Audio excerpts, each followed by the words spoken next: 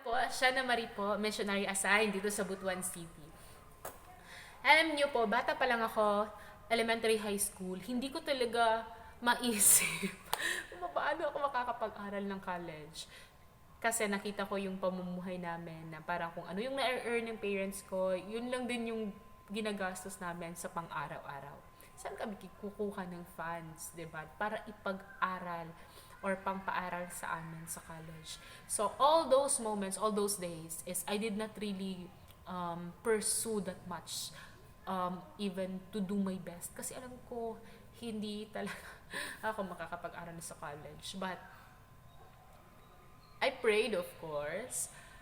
Pero looking back today, nakita ko na, grabe, those impossible things na akala ko noon is nangyayari na ngayon and is now here. Last 2022 po, graduate po ako ng college. And then last days, graduate po yung kapatid kong babae na sunod po sa akin ng college. And she is now reviewing para sa board exam nila. And graduate din po ng elementary yung bunso namin. So, meron na kaming dalawang high school and isang college, yung lalaki po namin. Nakita ko rin ngayon kung paano ini-enjoy ng kapatid kong lalaki yung journey niya, yung college journey niya. From academics to his leadership journey mismo sa school.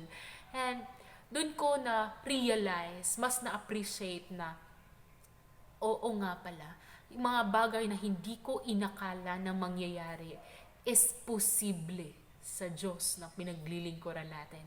And yung mga bagay na akala ko napakahirap i-achieve kasi nga 'di ba I really struggled with my college journey, but look at it now na dalawa na kaming graduate and yes, papalapit na din, graduate, hopefully, yung kapatid kong lalaki.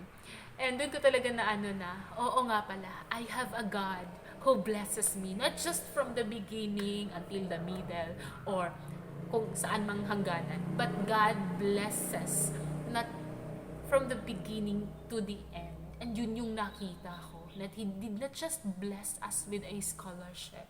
He blessed us with scholarship, with free education. He blessed us with allowances. And He blessed us with provision sa buong pamilya mismo namin.